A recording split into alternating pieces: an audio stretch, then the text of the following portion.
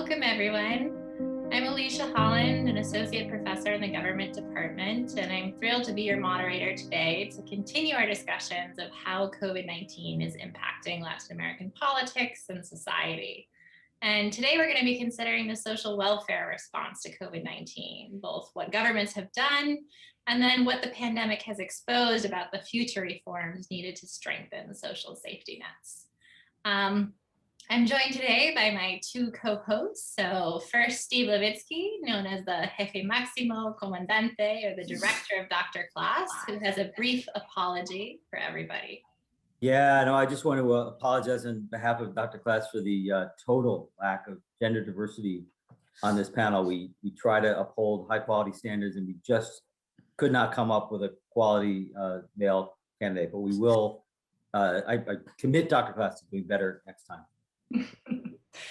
And then our subcomandante, professor in the government department, Fran Hagopian. I've been called a lot of things, never subcomandante. Sounds like zero.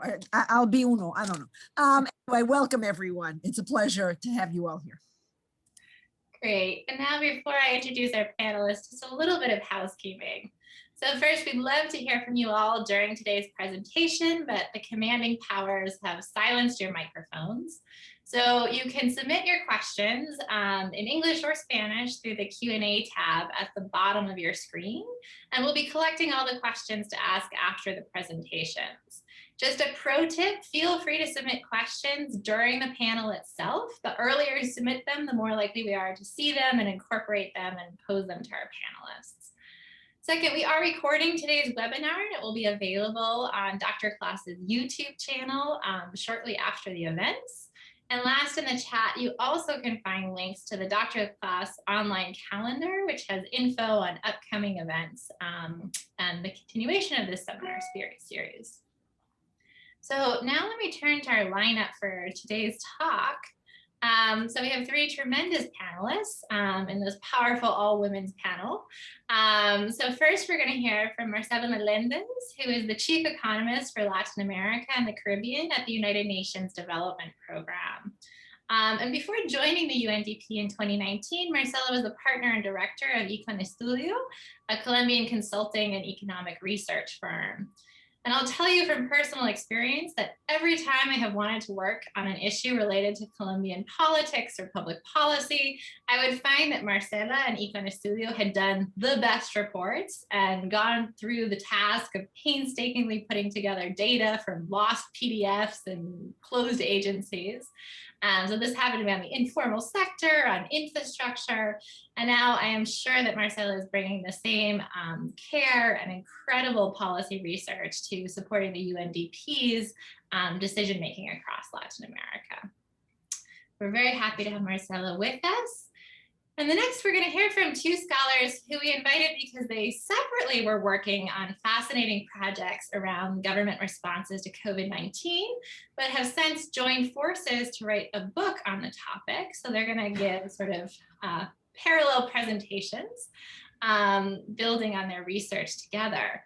So first, we're going to hear from Marica Blofield, who is the director of the I don't know quite how to say this, GIGA Institute for Latin America, and a professor of political science at the University of Hamburg. Previously, she was a professor of political science at the University of Miami. She escaped Florida just before the pandemic, we understand. And Marica has done path-breaking work on gender, social policy, and inequality in Latin America. Her book, Care, Work, and Class, is a path-breaking look at domestic workers' rights in Latin America. And she also has a series of excellent articles and reports on the politics of parental leave, and most recently on social policy responses to COVID-19. And then we'll hear from Jennifer Pribble, who's an associate professor of political science and international studies at the University of Richmond. I remember when I started graduate school, I thought there was very little written on welfare states in Latin America. And then by the time I finished, Jenny had a series of terrific articles and a stellar book, Welfare and Party Politics in Latin America, that came out in 2013 with Cambridge University Press. And it explores why Latin American governments, some Latin American governments have been more successful in moving policy in a universalistic direction. And it really was path-breaking research on Latin American welfare states. And now Jenny is doing another really exciting research project on understanding subnational variation in the implementation of social welfare policies in Chile and Peru. So each panelist will have about 12 minutes, and we're going to kick it off by turning things over to Marcela. Thank you, Alicia, and thank you for your introduction. It's a pleasure to be here and to be able to talk about things that interest me personally and that have also been at the center of the attention of UNDP since the pandemic started. I am going to try to walk you quickly through things that we have been looking at and reflecting upon since March of 2020.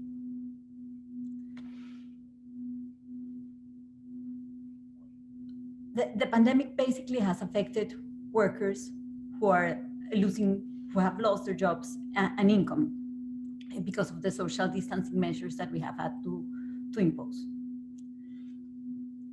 In Latin America, we have a particular setup where a defining characteristic of our labor markets is the formal-informal divide, where we define informal as those workers who are not protected by a contributory social insurance system. Basically, they are people who do not have they are not saving for old age in a contributory system. Marcela, sorry to interrupt, but we're getting some feedback from your microphone. I don't know if you could try unplugging your headphones. Talking like this, is it better?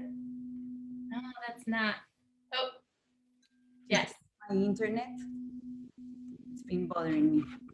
It's like a weird buzzing echo. I think that sounds a little better now.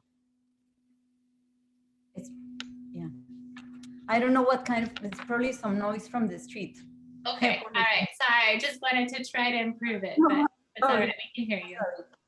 What I was saying is that we needed to respond to workers who lost their jobs and income. And we had all of our workers in the region falling in one of these boxes. Ideally, we would have had them in the box number one, under some sort of coverage from a social insurance system that would be accompanied by unemployment insurance or by severance payments in the case of unemployment. Instead, we had most of our workers, or a large number of them in many countries, in the quadrants where they were informal. I want to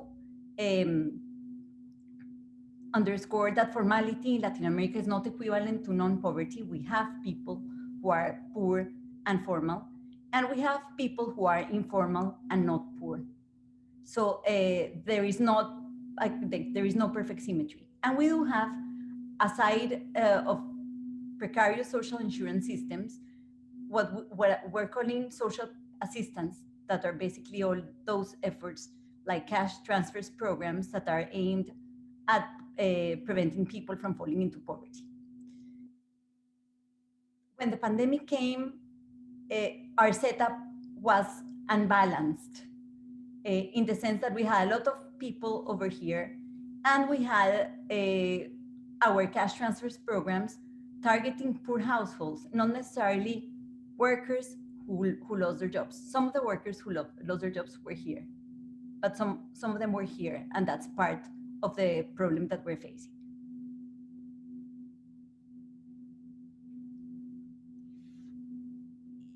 We know informality in Latin America is high. What has been striking from looking in more detail to how systems are organized in many countries is that there are a large share of workers actually excluded from contributory social insurance systems and everything that they bring with them, like job stability and minimum wages, through mechanisms that legally exclude them from being able to participate.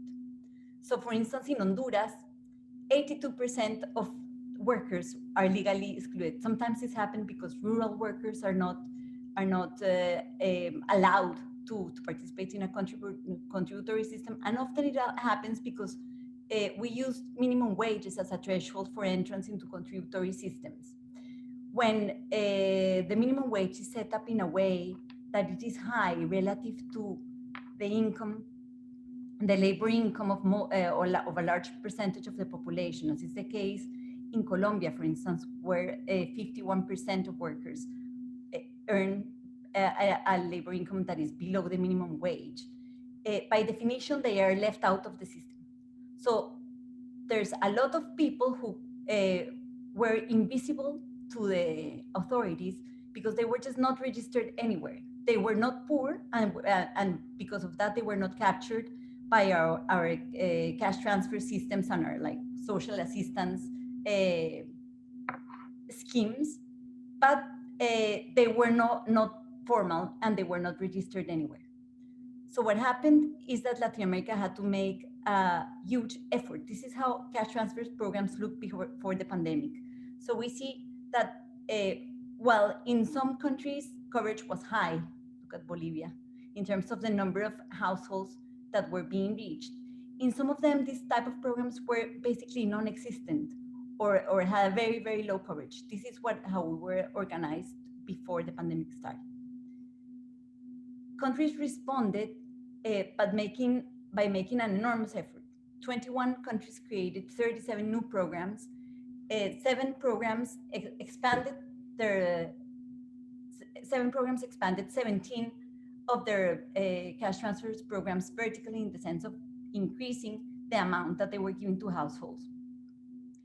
And some of them were able to expand horizontally by bringing in more households into programs that already had, or made adaptations in existing programs.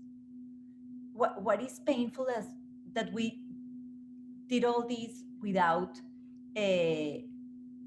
like in a very precarious manner, because we were not set up in a way that would allow us to reach all of the people that were in need. So in most countries, transfers were very small in size. This graph shows the additional income as a percent of the monthly wage on this axis and the coverage that we were able to reach. So we see that most countries made efforts of different types, but they were able to grant very little money, and they granted it per household and not per worker, because there was not a way to find those informal workers that were not poor and that were not in our social registries. And let me say that they were not in our social registries, not only for being poor, but also just because in some countries those social registries were still very precarious and did not even cover the poor. Some countries did huge efforts, and Brazil is very interesting because they put up they sort of went all the way to reach out new people. They opened up a window for people who were in need to present themselves and self-select to get transfers. And the result is that they put together a package that is almost double to what they had before coronavirus.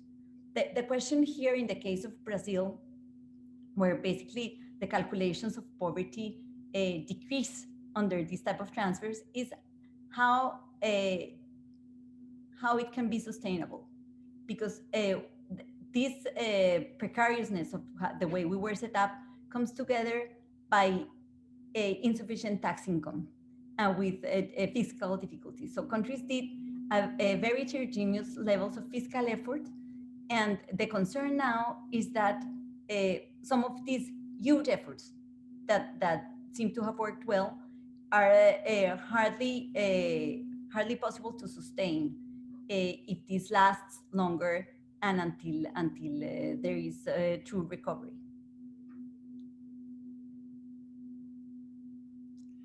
What I want to stress and to bring to a conversation is the idea that social assistance programs cannot bear the whole burden of social protection, and they have done so during the pandemic.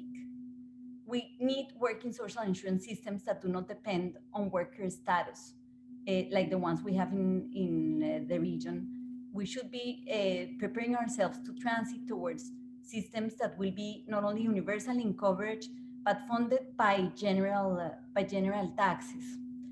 Because we didn't have that set up, and instead we had systems that have a lot of small design issues distorting labor markets.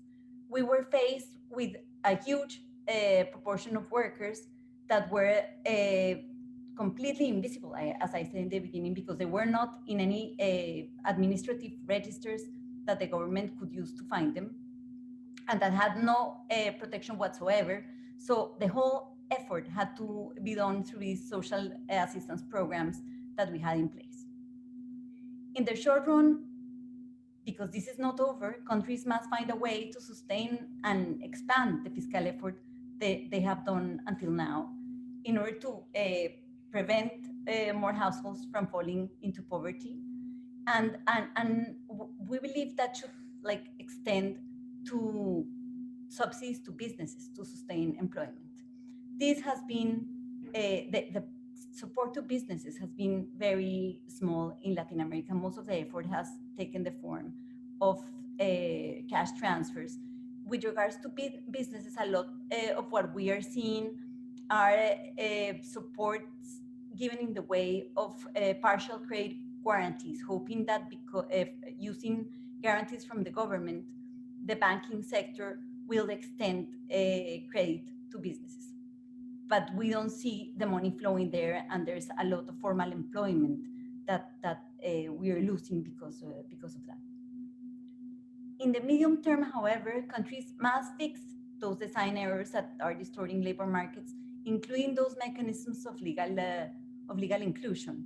The use of the minimum wage as a threshold for participation is really painful, because it actually fights with the idea, with something that we see all the time, which is our governments trying to put in place programs for formalization and to inviting or menacing people that are not participating in contributory systems with sanctions and with punishments. And what we see is that, yes, there is non-compliance, but the percentage of informal workers that are there because they are not complying with the legal requirements is a minor part of informality in the region. And we also are saying that countries should start working in coordination with fiscal authorities in order to be able to make that transit toward universal systems, because we need to have both tax reforms and social protection system reforms that go together in order to ensure funding. Those are the ideas that I wanted to bring to the table today.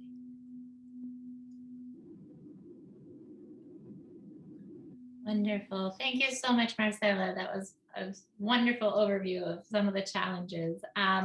So we're going to turn to Marika and Jenny before opening it up to discussion. As I said before, feel free to put questions in the chat as we go along.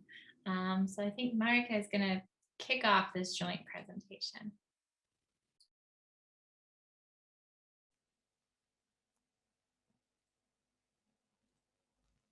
Can you hear me and see the screen? We can. Okay, excellent.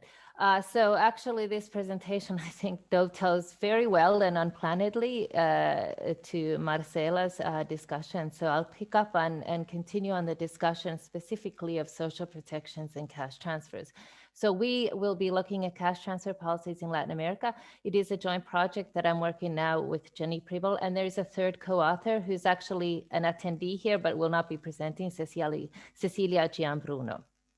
So our research started with an empirical motivation. When COVID hit Latin America and governments headed into lockdowns, given the high inequality and high labor informality, as Marcela really nicely showed, governments were required to also implement quick broad and sufficient social assistance to households in order to avoid first humanitarian catastrophe, and also to have an effective epidemiological strategy of helping households shelter at home and thus prevent contagion. And so with Cecilia and a third person as Fernando Filgueira, we started following in real time government social protection responses in 10 countries. And we published this report with ECLAC in September. And in a nutshell, we found massive variation in social protection responses. And today, what I'm going to do is update the policy effort responses through December 2020. Jenny will then discuss the initial explanation that we have for the massive variation in policy effort, and it forms the basis of a short monograph that we're working on together with Cecilia.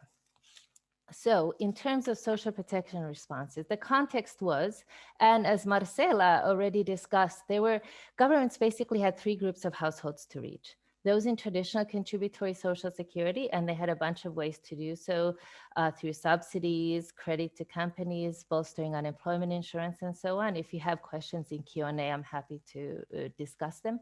Second, those in non-contributory social security. And in fact, they were quite quick about this. By the end of March, 7 of the 10 countries we examined had increased cash assistance through these networks to people in these non-contributory systems to help them weather the crisis.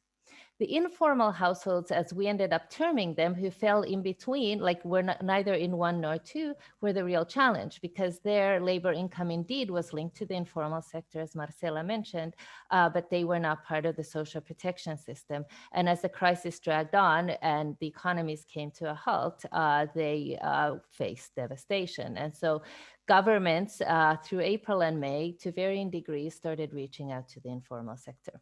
And in our report, we discussed this in detail, as well as other measures such as subsidies to utilities and in-kind transfers. But here, what we do and what we'll show today is specifically looking at the national level cash transfer to two groups. First, recipients in existing conditional cash transfers, families with children, and the so-called informal households. And the reasons we narrow it down is, well, first, group one are better off, and also policies toward this group are very heterogeneous, harder to systematically compare. And second, we hone in on families with children because although epidemiologically the elderly were clearly most at risk when the pandemic and during this pandemic, almost half of kids in the region were in poverty already pre-pandemic, and so they were socially most at risk.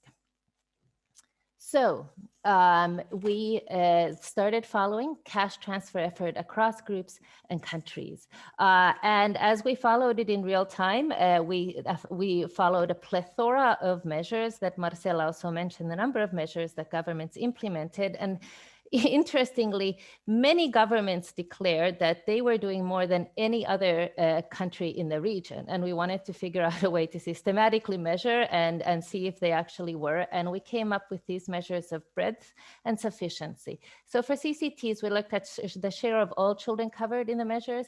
And for these informal households, we looked at the share of recipients as compared to the total employed population and the informal employed population. And for sufficiency, we looked at the extreme poverty line per capita, a national extreme poverty line, and standardized it sort of per member of a typical 4-person household and a monthly average from April all the way through December.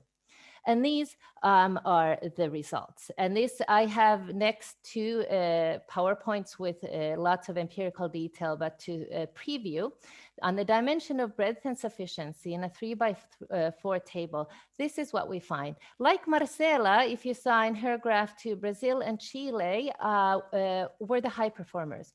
High breadth as well as high sufficiency, like basically basic needs coverage through these transfers. At the other end, we have Mexico that didn't initiate any new national level cash transfer programs except for a very small program for fishermen. And then we have heterogeneity of these countries in the middle.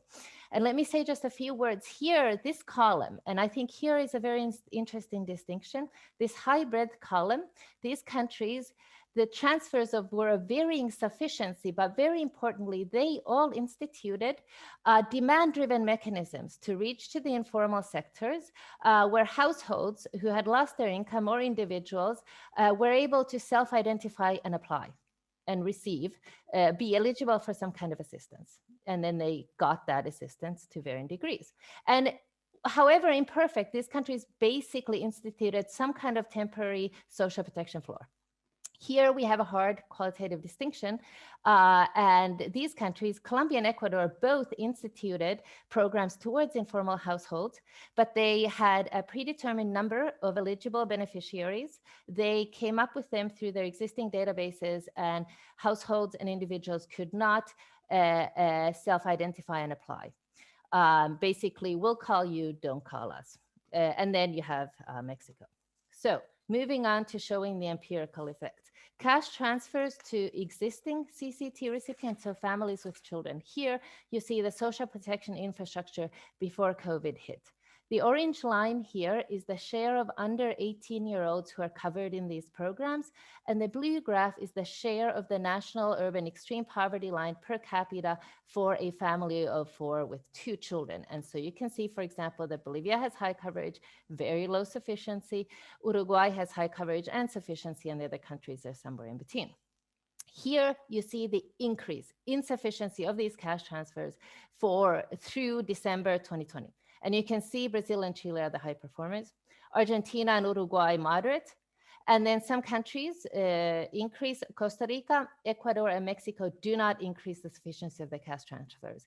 To qualify, Costa Rica did have a targeted one-time cash transfer that included some single mothers, but not through this general network. 3 also increased coverage, Brazil, and towards the end of the year, and to a larger extent, Argentina and Ecuador as well. Moving on to the new cash transfers toward informal workers and households. Here we had a challenge about how to show this systematically, and this is what we came up with. This 100% here is the total employed population for the latest available data, which is the IADB 2018. The orange line is the share of occupied population that are informal. So basically a functional need for the program, assuming these others are covered in other kinds of programs as formal sector workers. The blue graph is the new transfers to informals as a share of the total occupied population. So the closer the blue graph is to the orange line, the more these governments are meeting that existing need, and in some cases exceeding it because they're even more inclusive and they extend to people who were working informally. So you can see that Brazil and Argentina are particularly inclusive. Chile, Uruguay, and Bolivia meet need. In Peru, to be fair, Bolivia targets per person. Bolivia targets per household. And so the assumption is that a household has, head has 3 dependents. They're not eligible as it's only 1 per household, but the coverage in essence is actually broader because of that. And in Colombia and Ecuador, you can see the yawning protection gap. Only 25% of informal workers are covered in these programs. And here you see the sufficiency. Again, Brazil and Chile are high performers. Costa Rica channels more money through this program than it did through the CCTs. And then we have a varying levels of lower sufficiency. In a nutshell, I have 2 tables showing the exact cutoffs, etc. I don't have time to get into it now, but I'm happy to show them and walk you through them in Q&A if anybody's interested, but this is how we categorize them. Finally, implications. Of course, outputs are not the same as outcomes, but there's no doubt that these differences had real life impacts. Marcela also mentioned the same report that I highlight here, which is that IBGE found that extreme poverty at the heyday of the emergency cash transfer in Brazil had actually declined to the lowest level recorded. On the other hand, a month later, a survey in Mexico reports that 80% of households with children have nutritional insufficiency. And now the issue is duration. Some of these programs, quite a few of them ended. Brazil's, for example, although just yesterday, the Minister of Economy announced more, actually, the reinitiation of this Auxilio Emergencial, but at lower levels. So finally, cash transfers are one measure, an important one, but are just part of the story. And I'll just highlight, to end the conversation, other extremely important policy crises in terms of healthcare. Latin America has 80% of the global population, has so far 28% of reported COVID deaths with no end in sight. And then the terrible, but much less visible crisis of 1 year of closed schools and its impact on children, inequality, and gender and women's unequal burden. I will leave it at that, and I turn it over to Jenny. Thank you.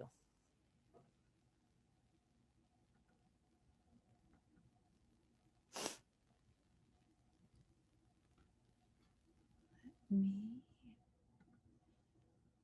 Okay, so thank you. I want to begin by thanking the David Rockefeller Center for Latin American Studies, Alicia, and the other organizers of this event for putting together this fabulous series about important topics in the region. And it's such a treat for those of us not in Cambridge to get to be part of these events from afar. So thank you. I'm going to pick up where Marique left off about our ongoing research project on cash transfer policies, focusing on what is our initial argument to explain this impressive cross-national variation across these 10 cases.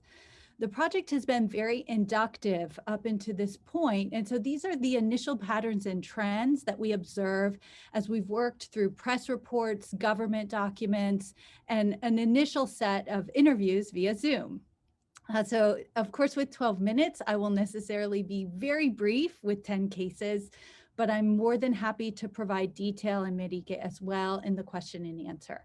So in this table, you can see the summary of outcomes that Marique captured in her presentation, the broad and sufficient benefits seen in Brazil and Chile, the broad and moderately sufficient group, which includes Argentina, Costa Rica, and Uruguay, broad but low sufficiency in Bolivia and Peru, and broad and low, not broad and low sufficiency in Colombia and Ecuador, with Mexico as a case of no policy response.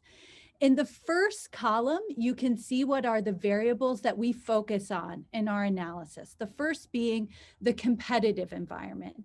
And here we're interested in whether or not the country was slated to have an election in the year out from the real onset of the pandemic. So if by the close of April 2021, politicians were anticipating some kind of national level election that would generate a sense of urgency, perhaps. We're also interested, though, in the strength of civil society, its participation in policy formation, and in particular, if the country saw high levels of mobilization in 2019 in that wave of protests that we saw sweep across Latin America. So you can see as you look across that first row that in all of the countries except Mexico, we see competitive or even highly competitive. Highly competitive is designated with 2 X's because both conditions are present. And we think that this competition pushed those countries to respond to the crisis, and that the absence of that competitive environment helps us understand why AMLO felt somewhat comfortable not responding with some kind of policy response to the social crisis. But once that response is on the table, we argue that 3 other variables shape the breadth and sufficiency of the cash transfer response. The first is the legacy of what we call rooted left party rule. And this works both through opposition in the Congress, but also through the effect that rooted left party rule had on creating policy networks and policy logics that were rooted in basic notions of basic income and an income floor that were easy to draw on and implement in a moment of crisis when policymakers were looking for a policy response. The second is fiscal space, and that's basically whether or not resources were available for the country to finance this expansion. And what we find is that these 2 variables tend to interact with whether or not the president could count on a unified government or face divided government in the legislature. So let me move to our, I don't know why my slides aren't, there we go, to our sets of cases. So the first group, of course, is the broad and sufficient group. That would be Brazil and Chile. And as you can see, the path toward this outcome is pretty similar across these 2 cases. In both countries, we have a right-leaning president who rules in a fairly competitive environment Civil society has strong mobilizing capacity in both Brazil and Chile, but we rank Chile as very competitive because it was both facing national elections this year and because of the large scale and impressive mobilization that we saw in 2019. In both cases, it's legacies of the rooted left in the opposition that push for the broadening and the increase of generosity to these transfers. In Brazil, this happens because of left-leaning opposition in the legislature pushes a bill forward that Bolsonaro signs. And this is possible despite the fact that the PT doesn't have a majority, because Bolsonaro also didn't have a majority. In Chile, Piñera proposes a more narrow and a less generous cash transfer to begin with, but he encounters pressure from the legislature in the form of rooted left party resistance. And he also encounters pressure from policy networks that were established during the Lagos and Bachelet governments that are pushing for broader and more sufficient benefits. And divided government here helps the left pressure Piñera and eventually push through this more expansive program. When we move to the second set of countries, Argentina, Costa Rica, and Uruguay, we see that this path toward broad and moderately sufficient benefits happens via sort of two ways. The first is Uruguay, which is a very similar story to Brazil and Chile. We have a right party in government, we have a rooted left party in opposition, and strong policy networks and legacies that were put in place during the 3 terms of Frente Amplio rule. But in the case of Uruguay, La Calle Pou holds a majority ruling coalition in the parliament, and this hampers the Frente Amplio's ability to advance their more ambitious universal income proposal. They put it forward in the legislature, but unlike in the setting of Chile, they're unable to push it forward. In Argentina and Costa Rica, it's somewhat different. Here we have a left-leaning and a centrist president pushing for a broad and more sufficient benefit. But in both countries, we face severe fiscal constraints. And in the case of Costa Rica, the opposition in the Congress in a setting of divided government uses these fiscal constraints to block a 4th budget extension, which would have allowed the benefit sufficiency to be maintained for a longer period of time. The benefit also expires in Argentina due to budget constraints, but because it was created in a setting of executive decree, it isn't necessarily the divided government that helps us see that outcome. Though, of course, Fernandez may have pursued the benefit by executive decree because of opposition in the lower house. Our third set of countries, Bolivia and Peru, shows us high breadth but low sufficiency. In Bolivia, we see that this outcome plays out in a very competitive environment. We have to remember, of course, the political crisis of 2019, the protests, and the very competitive elections that were going to play out this fall in Bolivia, which puts interim President Áñez in a position that she cannot ignore the crisis. It requires some kind of response. And the existing policy network allows her to provide broadly targeted benefits, which already provide significant coverage. And the divided government allows the MAS to have some power to push for more generosity or more sufficient benefits. And in fact, they do that, and they pass a bill creating an additional anti-hunger benefit, but Áñez rejects the bill. She refuses to sign the bill into law, requesting that the MAS sign off on a new IMF loan in exchange for the new benefit. So she uses fiscal constraints to try to pressure the MAS. The MAS they're unwilling to do that. And in the end, it's not until the MAS wins re-election, until they come to government in November, that the anti-hunger benefit is signed into law. In Peru, we have, of course, no legacies of rooted left party rule. We have no rooted parties in general. And this creates fragmented opposition and weak opposition to the president. Because of this, what seems to be the case in Brazil is that there's strong need and demand, a very high level of informals.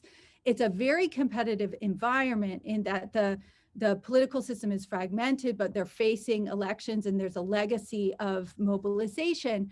And importantly, there are a lot of funds available. There's a lot of fiscal space. And so a president who desires to do this is able to aim quite broad, though the benefits lack sufficiency. The fourth set of cases is, of course, Ecuador and Colombia. These are both cases of relatively competitive politics, though we rank Ecuador as very competitive because not only, like in Colombia, were there intense protests in 2019, but there were also presidential elections on the horizon, thereby increasing the competitiveness. In Ecuador, of course, we know that there was left party rule. We've signified this with a red X because we want to stress that it was not a rooted left party in the traditional sense, but a more personalistic left party. And we argue that the kinds of state and bureaucratic policy networks built around ideas of universal income transfers and minimum benefit floors, the kinds of networks we saw in Argentina, in Brazil, in Chile, and in Uruguay were not present in Ecuador following that left party rule. Still, the government pushed for a broader and more generous income transfer program, but they encountered resistance in the legislature, and the divided government, of course, played out here. The opposition cited intense fiscal constraints as the reason for blocking the reform. So we see fiscal space invoked. And of course, in the Ecuadorian context, fiscal constraint is very real because in a setting of a dollarized economy, the Ecuadorian president cannot simply finance social policy expansion through monetary expansion, a process that perhaps was played out in Argentina, but instead needs to seek budgetary involvement from the legislature and was blocked there. In Colombia, the opposition was very energized coming out of those intense 2019 protests, and we see them generate an impressive proposal for a broader and more generous income transfer, but they were unable to advance this proposal through the legislature, in part because Duque enjoyed a narrow majority coalition, but also we think because there was an absence of a legacy of rooted left party rule that might have generated these kinds of policy networks inside the state and frames inside the state that would have allowed the opposition a little bit more leverage to push their policy through. And so they are blocked in the legislature.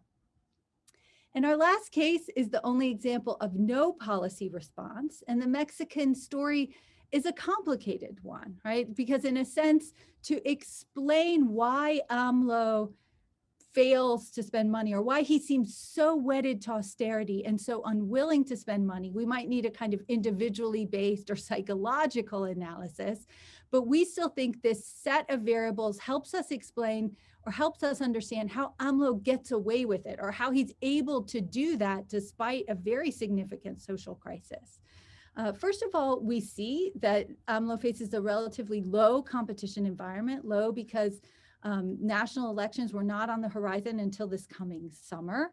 And Mexico did not see the kinds of strong protests in 2019 that we saw in other countries and has a weaker record of civil society protection involvement in the policy-making environment.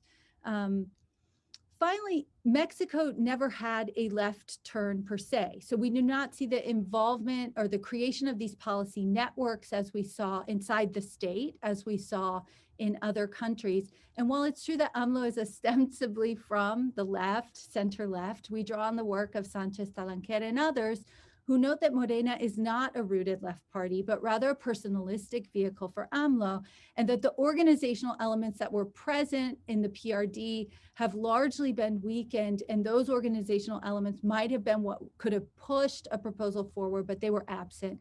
In this case, and of course, AMLO faced no divided government. So we think all of this helps us understand why we saw no new policy developments in Mexico. So to conclude, our study shows wide variation in the way these 10 states used cash transfer policies to respond to the social crisis. We find that nearly across the board, the response is rooted in the fact that Latin American democracies are increasingly competitive. Leaders felt motivated to respond. However, once they went about responding, those responses varied, and that corresponded to legacies of left party rule, fiscal space, and whether there was divided government. Importantly, all of these efforts, while very important and significant for the lives of the poor, are currently conceptualized, as Marique and Marcela both hinted at, as short-term fixes. And so we don't know if they will produce long-lasting structural change to the design of social policies in Latin America. But we do know that there are some issues that stand in the way. And much as Marcela pointed to fiscal space, our study really underscores that one of the big limits is fiscal considerations. So as we enter into this new era, post-COVID era, as it were, an era likely to be characterized by deep social need and demands on the state to respond to the ongoing crisis, it remains to be seen whether states will work to re-articulate their revenue policies and build stronger tax systems. Of interest, of course, is the new discussion about wealth taxes that we're seeing play out in Argentina, and that in Bolivia, we've actually seen the passage of a wealth tax, and that points to interesting new avenues as we move forward. So I am over time. I will conclude with that, and thank you very much. Sorry. Wonderful. Thank you everyone for those presentations. So we have questions starting to come in. I'm going to throw out a couple and then we'll hopefully get through some rounds of questions. And you guys really, the presentations jive very well. So feel free to answer any of these questions despite they might be directed at one person or the other. So to start off, there was a question from Marcela from Rosana Castiglione who asked, you know, informality is a critical problem for Latin America and a long-standing one. So how do you think countries should deal with structural problems such as informality in the short and middle run? So a very small question. I just tack on to that, you know, once the pandemic ends, to what extent do you think, you know, reliance on the informal economic activity is going to be part of the social welfare response, especially once emergency programs might be phased out and questions about fiscal space might be more pressing.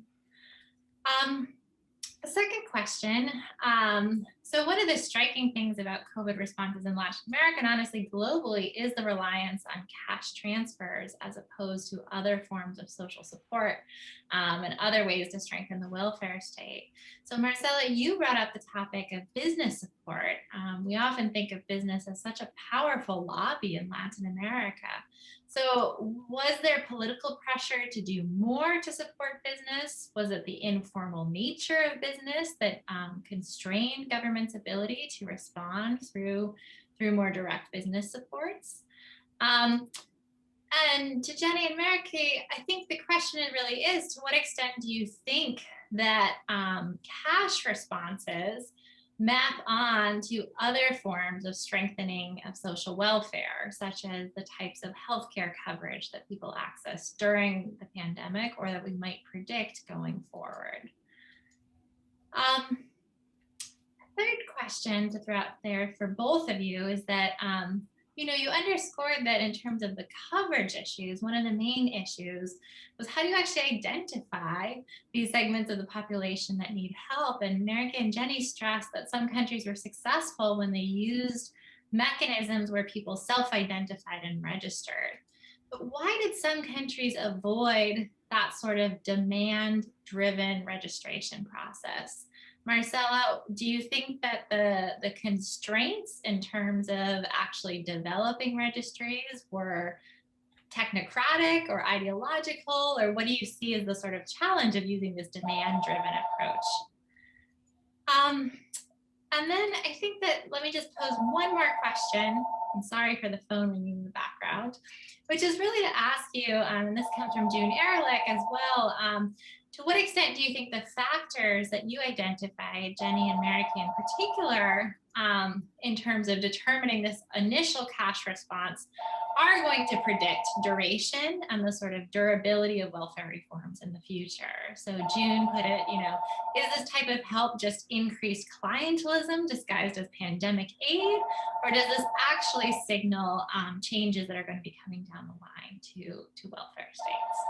So there are some initial questions to put on the table. Why don't we start with Marcela, who, and again, feel free to answer one or, you know, whichever part. Alicia, yeah, I was going to say there's a lot of questions that you posed. I'm going to start with the first one about informality. once again, when I spoke about informality, we are defining informal workers as those not covered under contributory insurance systems. I wanted to ask Marieke how you're defining and distinguishing informal households from informal workers or workers that do not participate in non-contributory systems, because that is not clear to me. What I try to convey is that we have design issues in the way we have set up our social insurance systems that are causing this large proportion of workers to be in informality. And I try to show you that we're basically excluding a large proportion of workers from being able to participate into our contributory systems. In our region, belonging in a contributory social insurance system comes together with other sorts of protection and welfare, including job stability and the type of, for instance, unemployment insurance and other things that serve to protect workers in the developed countries, no, where people fell into unemployment but were not completely left on their own after that. This is like one of the protection basics that failed in our region. So I think we should start worrying, like as many of us have said, what happened is that the pandemic sort of unveiled all of our weaknesses, and one of the huge weakness that is very evident is that we had social insurance systems that are not working, and we had to rely on our social assistance policies and programs that were not conceived for what we have been using them. You ask why it has been so hard to improve social registries and expand them. And that speaks to lack of a state presence in many regions in our countries, and to lack of state capacity. No, we have not been able to do it before in normal times. It's hard to think why we would have been able to do it faster and we actually did a pretty good job, given the fragility from where we started in expanding systems and in some countries in mixing the different data sets and the different data sources that we could. But it's basically that we were completely unprepared, and we had to use cash transfers programs for something that they were not meant to. And this is part of what also has been part of the pain, is the fact that we have been in most countries unable to target workers directly, and we have been having to target households. This is one of the reasons also why the size of transfers has been so insufficient, because we probably had households that had 3 uncovered workers who lost their income in the same household. So it seems great that we gave them like a transfer that meant doubling the minimum wage, even in the best cases. This can probably be completely insufficient compared to what these households lost. With respect to businesses, what comes together with these bad incentives, I would say, that come from poorly assigned social insurance systems is a very strange size business distribution. So we have on the upper tail, those huge businesses that you talk about, Alicia, that are very powerful, that were not the ones that needed help from the government. And on the other side, we have a multitude of very small businesses that are very low productivity and that respond for, I'd say, more than 50% of employment in the region. Some of them are informal in the sense of, I'd rather call them illegal in the sense that they don't comply with taxes. And I would reserve the word informal to refer to workers. But some of them aren't. And they are resource constrained. And they were left to find resources through the banking sector.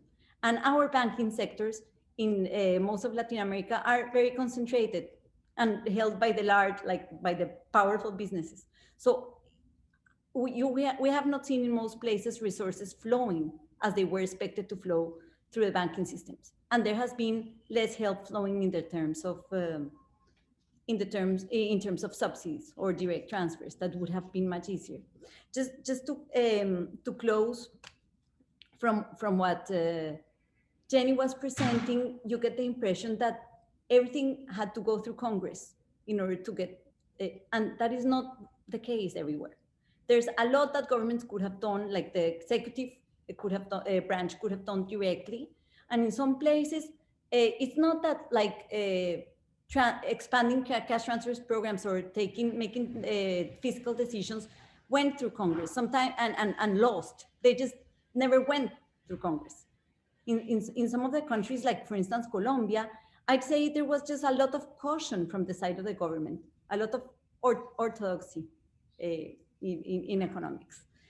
Our countries were not, in the midst of the pandemic, very few of them were constrained fiscally. And actually we've seen an expansion of private credit and interest rates much lower than we expected.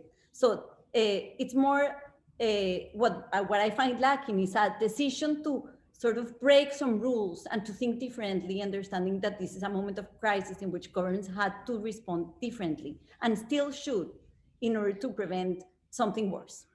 I want to leave it there. Wonderful, very important points. All right, I'll turn it over to Marike and Jenny. I don't know, whichever of you wants to lead off. First. And if Okay. I have anything to add, I will. Okay, sure. So just actually starting very briefly with the point that Marcela made, it's true that quite a few of these policies actually were, when the governments could and they wanted to, they implemented them by decree. And in the case of Colombia, they did. And then in the case of, for example, in Colombia, the opposition obviously couldn't do things by decree, and they tried to, and they had no choice but to try to go through Congress, and then they were blocked by the orthodoxy of the government, as you mentioned. But quite a few of these governments did implement these policies by decree. And then in some cases where they needed more money and they couldn't get it unless they went to Congress, such as Ecuador and Costa Rica, and then Congress ended up blocking them to an extent. So there's a lot of variation that goes on there. Briefly, I think Jenny can talk a little more about that very good question from Alicia about, do cash transfers follow the same policy logic as some of these other social policies? Of course, cash transfers are easier and often they're also cheaper, and to an extent they follow a different policy logic. In terms of the duration, that's an interesting and a very open question. We've been following what's been happening since December 2020, and many of these programs ended, but the social demand and some of the political pressure is still there, and the pandemic continues, and it's staying on the table. And I think that electoral competition plays an important role. And here it's interesting because given fiscal constraints, it is coming now to the harder part of policy reform, which is trying to increase the tax base. And here you see that happened earlier in some countries like Ecuador that, had a hard sort of constraint. But for example, you see that playing out in Brazil very clearly. And so I think it's going to be interesting to see how it plays out and whether governments are willing to make some of those hard policy choices of maintaining a social protection floor and actually taxing the elites more. The state capacity point is interesting. And I saw, I didn't have a chance to read all the questions, but I saw at the beginning there was one from Rosana too. State capacity, from what this was not part of our story here because we didn't have enough time, but we're also addressing state capacity has an impact on the speed of delivery. Because that's also an important dimension here is like in Peru, for example, like it doesn't seem to be explaining that much the breadth and sufficiency. For example, Peru had a particularly weak state capacity to start with. And in fact, to an extent, what from the reconstruction we've done of the policy process is that the Peruvian president went for a universal policy that was based on kind of, let's let everybody apply and then we'll exclude the ones that are already in the system because their state capacity was so weak and their databases couldn't tell us who needed aid. And so it was kind of very inclusionary.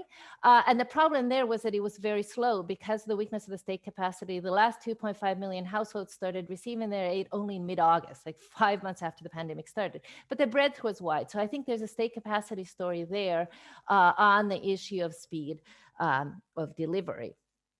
The question that Marcela posed about informal households, yeah, I mean, that's actually a challenge, and we don't have good data on informal households. And I would like to make a call out to all the statistics agencies that we need to get way better data on this. And it's actually shown by the fact that the governments weren't prepared. What we did, and as I showed, we came up with What these. do you call, excuse me, Marike, what do you call informal households? Well, it's a broad term, basically households that are, well, they are not, they don't have members in the contributory social protection system. However, households are dynamic, right? And so somebody can come in and out of households, especially with non-resident fathers. But what we did then was we had these rough proxies of looking at the total employed population, the informal employed population, people in the non-contributory system. And then we measured in terms of the reach, we looked at all the cash transfers going to these different groups. And the two measures we had, there's no overlap there. So we don't double count and then we counted. However, ultimately, and then we judge it by the eligibility criteria of each country as to what the sufficiency is at the household level. But ultimately, we don't have on the ground information about the exact composition of these households because it doesn't exist. And we desperately need that information. Jenny, I want to turn it over to you. Yes, so I will pick up on this question of whether or not this expansion might map onto other forms. And I think it's hard to say. I think what we know from historically about evolution of social policy, we could imagine ways that it might and ways that it might be very different. So on the one hand, I think that these cash transfers matter because they establish a role for the state in sectors of society where the state has not been terribly present, either in regulating labor markets or in providing cash transfers. And so by incorporating this new sector, the informals, but also by expanding the scope of existing cash transfer policies, I think it does sort of put the state more centrally in the lives of marginalized sectors. And we know that once you expand some rights, people often ask for more rights, right? We saw that during the left turn, which is that you had a certain degree of extension of rights. And then people said, hey, right, if I have the right to have 56 illnesses covered in Plan Auge in Chile, why shouldn't I just have healthcare rights in general? Why shouldn't I have the right to decent quality public healthcare? So we know that there can be this sort of incremental, as the state does provide benefits, it tends to shape the demands of people who then expect more from the state and might demand greater expansion of rights. Now, the issue of cost is the big thing, right? I mean, and this Alicia's work speaks to this, easy versus hard distribution. So the creation or slight expansion of cash transfer policies are a very minor investment compared to improving the quality of public health services, compared to providing childcare for all young children under 5. And so in a separate project I'm working on with Sara Niedwick, we look at this and actually we find that some of these hard expansions to care in Uruguay or improving the quality of public health care in Chile and in Uruguay, these are things that have happened usually under left party rule, whereas sometimes cash transfers can happen one way or the other. And it might be that these parties come at services are slightly different than transfers. In terms of duration, I think it's a great question. And one thing thinking politically about these reforms is that by creating separate programs for the informals rather than bringing them into the existing conditional cash transfer policies, we generate different coalitional dynamics in terms of protecting those rights going forward. So what we're seeing across some countries is the programs for informals are expiring in Argentina and in other places. The conditional cash transfers are still there. And actually, right, last week, Fernández announced an increased benefit for the Asignación Universal por Hijo. So if the politics of duration, I think, are complicated because it might be relatively easy to sort of end those temporary programs provided to informals. Whereas if they had been brought into the existing cash transfer system, that would have been harder. That would have had more durability, I believe, politically. And so that's just something to consider going forward, the extent to which you unify benefits, you sort of create broader coalitions that will defend those benefits. And on the issue of state capacity, which is a great issue, I was just going to reiterate what Marique said, that we do look at this, but it plays out more in the implementation and the speed of the delivery of these benefits. Wonderful. All right, so I'm going to turn it over to Steve for another round of questions.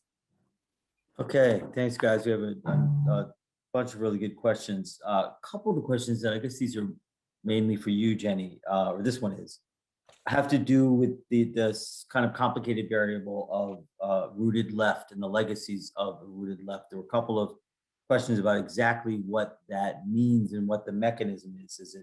Is it sort of bureaucratic, institutional? It seems like also related to civil society mobilization. What exactly is the mechanism, and how does it say a little bit more about how it works? Another question from Caitlin Criswell has to do with the fact that the outcome is bidimensional, breadth and sufficiency, but the explanation seems unidimensional. So the question is whether there's variation, whether some of the explanatory variables affect one dimension rather than the other, or whether you essentially assume that they have an equal impact.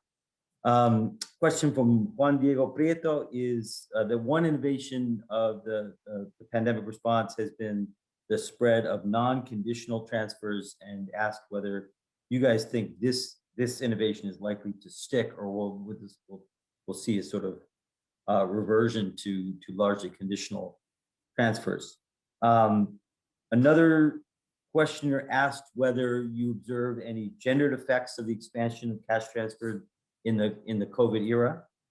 And then finally, I can't resist, because given the quality of the personnel we've got here, to ask you to speculate a little bit about the medium term. We are obviously headed for a really rough fiscal patch in the years ahead in much of Latin America. It's very clear from the analysis that fiscal constraint in countries like Ecuador, Bolivia, to some extent Argentina, had a pretty significant impact. How do you guys see, and I apologize for the speculative question, but how do you guys see the coming fiscal crisis affecting welfare states in the years to come?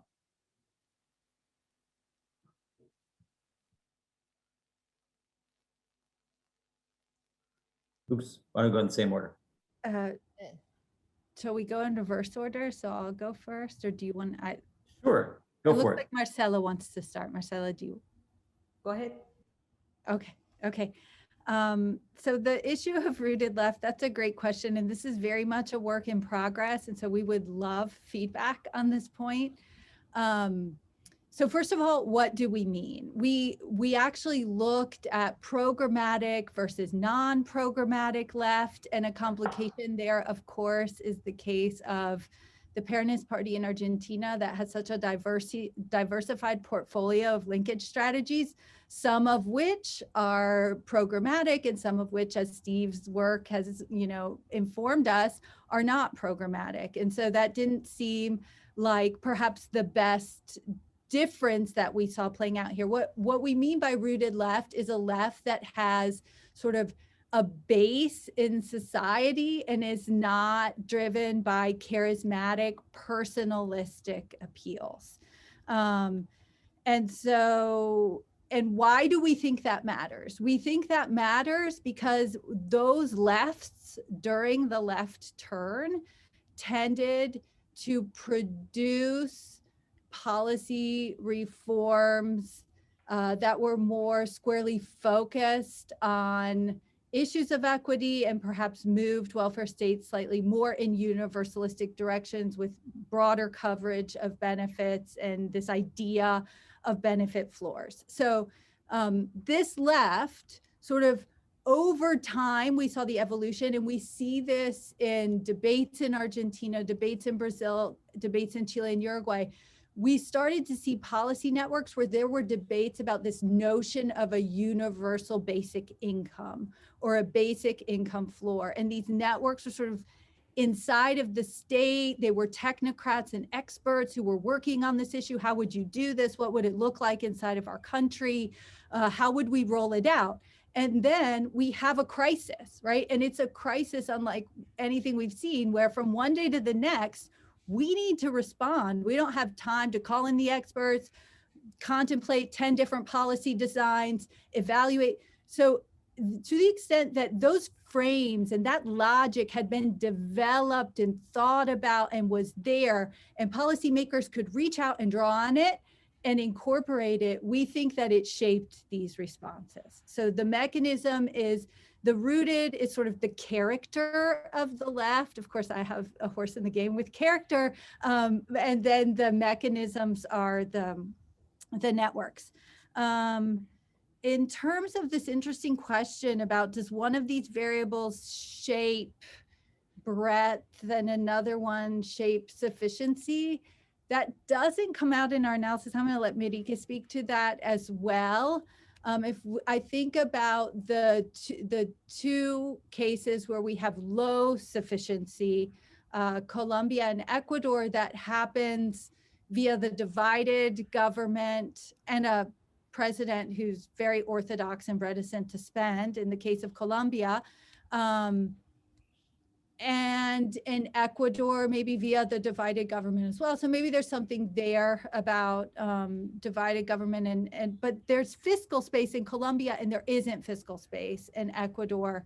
And I think that is an important difference, and yet they both end up with not sufficient coverage and with, not broad coverage and low sufficiency in terms of benefit size.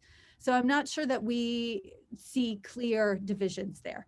But Marique, I'll let you speak to that. And in the medium term, that's a hard question. I think that this is going to be hard for all countries in the region, but what we're seeing right now is it's not going to be equally hard, right? So if we look at the vaccine success in Chile, that's going to be a very different, and I think increasingly the vaccine success in Uruguay, that's going to be a very different economic setting in terms of businesses coming back, revenue being generated, being able to rely on employment-based income than what we are seeing, of course, in Brazil, though the somewhat political will oriented, and then in other places where there's Colombia, lack of access to vaccine, and it's not being rolled out yet. So I think that the recovery will advance at very different paces. So those constraints will be real across the board, but not equally real for all countries.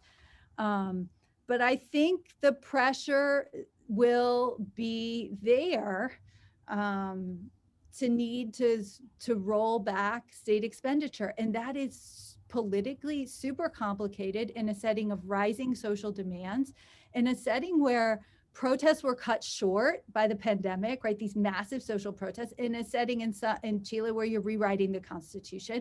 So the demands are extremely high, but I expect significant fiscal constraints, absent really rethinking tax structures. And maybe this will force a rethinking of tax structures. But absent that, I think it's going to be a very complicated time for welfare politics in Latin America. Yeah, just to add very quickly to the comment about the medium term, which is so difficult. As when I started following this process a year ago, I mean, in a way, crises, of course, can also be historical opportunities, but it hasn't really happened yet in Latin America, that what's desperately needed is a new fiscal contract with the elites opting in.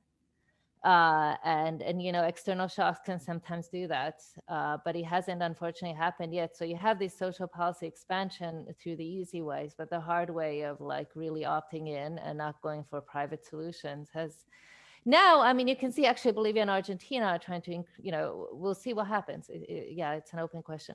In terms of, I don't have that much to add. I mean, it's an excellent question about the bidimensional. We've been thinking, because there's actually 3 dimensions if you also include speed, right? Like what explains what. And I think there is this hard break between all these 7 out of 10 governments open the floodgates by just allowing people to apply, not knowing how many would absolutely. And it's very interesting because like when they open the floodgates of allowing for self-applications, both Brazil and Argentina, then after a few months said, like, we were totally surprised. We didn't even know all these people existed, right? But then they did process them, and the governments that didn't, they made that conscious choice. It's not that they couldn't, they just decided not to open those floodgates. And I think there is a bit of a difference there. Maybe it's being driven by the competitiveness, or a different combination. I think our variables are super interactive, and so it's a different combination and weight of each variable and how it interacts. And then fiscal space also plays a role in the level of sufficiency. So that is something we're still working on. I appreciate that comment. In terms of the conditionality of the transfers, I don't know, but I think right now, after 1 year of no school and no regular health checkups, I think people will probably very much need healthcare and education access. So I don't know how it's going to play out in terms of whether the conditionalities will be taken. But if the conditionalities are like healthcare and education right now, we need more of that rather than less. Of course, not in a punitive way, but just making that up. In terms of the gender effects, well, we know and we can speculate on the devastating interactive gender and class effects in low-income households. I've been trying to collect data with Cecilia is here, Cecilia, and on the gender, the take-up rates of the emergency cash transfers. Are they going to women or men? In Costa Rica, so far, more have gone to women, as seemingly in Peru, and in Argentina and Chile, seemingly more for men, like 40-60. And so we're trying to collect data on that, but it's not necessarily public. We don't have that much information. I wanted to say one question I didn't answer earlier about the clientelism, because that's really interesting. Because one thing I will say, all 9 countries that created new programs, none of them are clientelistic per se. And the demand-driven was actually very transparent. You can say they're like populist in the sense that they're trying to, or electoralist, they're trying to get votes, but they're not clientelistic. We don't know the exact details of Ecuador and Colombia, but they don't seem clientelistic. And so that is an interesting observation that these are not clientelistic. The one country that seems to be more clientelistic is the one that didn't create any new programs or created them when he got elected, was AMLO. I think, Marcela. Okay.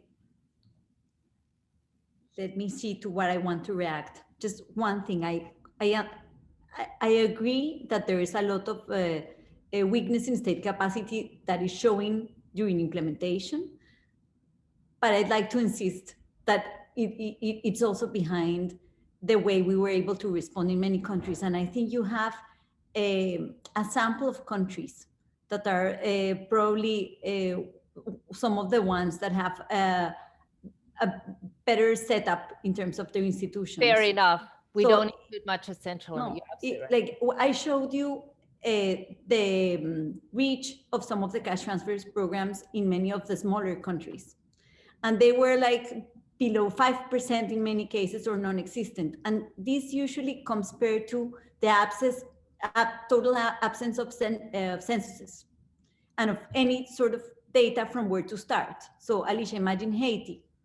If you're in Haiti and you have a social registry that has been put together through surveys to different groups of the population made at different times in the past, and you have no place to start.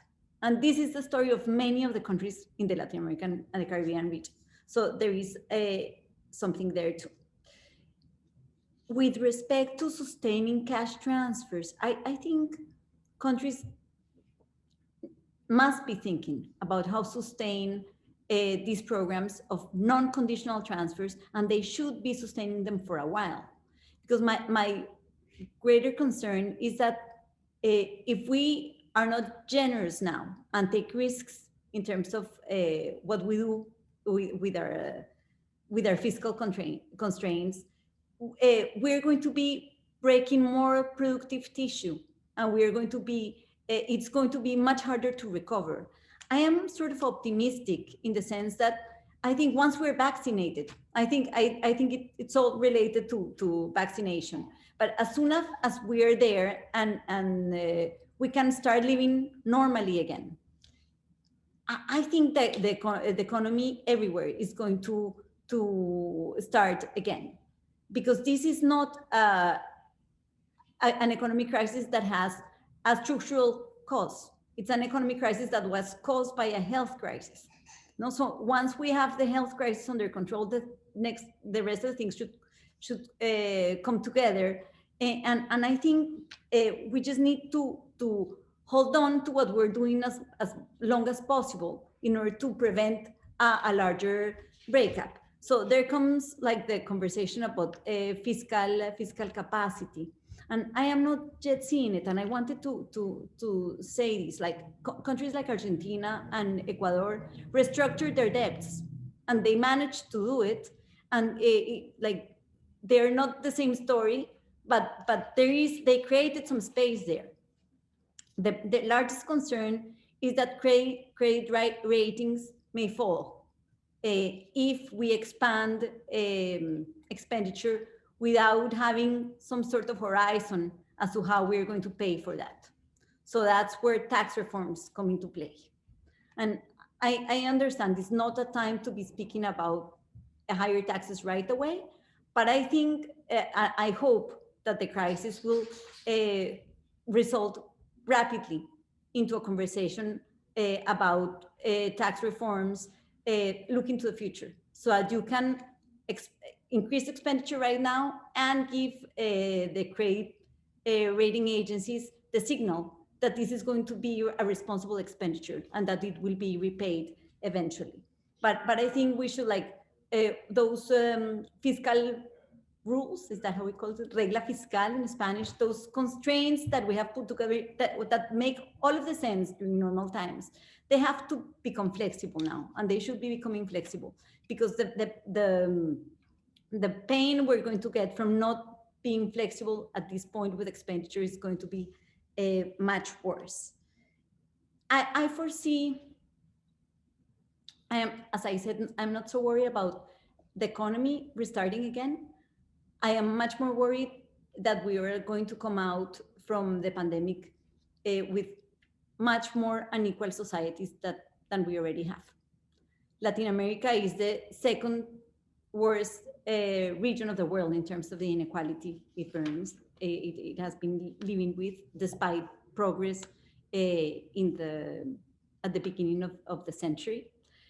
And what we're seeing, I think, is some groups that are actually making a lot of money right now.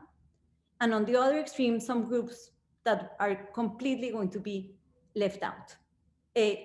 Even if we don't talk about the probably the worst part of the pandemic, which is the way that children throughout the income distribution are living their connection to the schooling systems and education. So that I think that's part of the concern. I just want to end on a positive note, because I think there is a reflection already going on in many of our countries, seeing the pandemic as an opportunity that may surpass that divide that you frame as a left-right divide in many of our countries. And I'm not so sure that speaks to the language we're speaking everywhere. But I'm hoping that societies will come together and realize that they really need to move forward with particular reforms to change the way we are set up. And basically thinking about social protection systems, thinking about tax structures, and thinking about something that we have not spoken, is that a coverage of basic services is not homogeneous. And that also played a role here in terms of connectivity for people receiving cash transfers, for people being able to keep up with education, and in terms of even water and sanitation in some of our places. We were telling people that they needed to wash their hands in the beginning of the pandemic, and people didn't have water to wash their hands where they lived. So these are things that sort of exploded in our faces. And I hope that will make societies take charge somehow. Terrific. Well, first of all, we have to wrap up, but I just want to commend our panel for such clear presentations and also for all of the data and analysis that they're generating about a moving target. It's really wonderful to see the range of responses and get a sense of the variation from these original data sources and analyses.